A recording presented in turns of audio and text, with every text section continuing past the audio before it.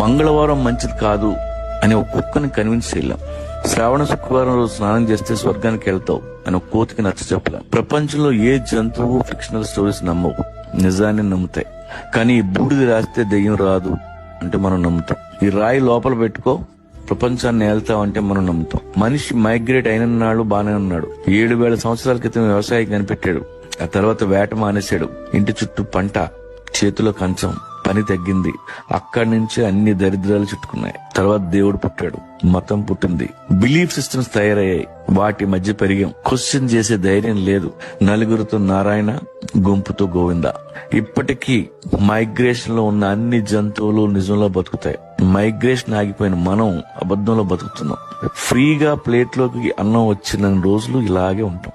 కానీ వేటగాడు ఎప్పుడు అలర్ట్ గా ఉంటాడు. మీ వేట ఆపొద్దు, మీ ఊళ్ళో ఉండొద్దు, కడుపు నిండిన వాడి పక్కలో అసలు కూర్చోవద్దు.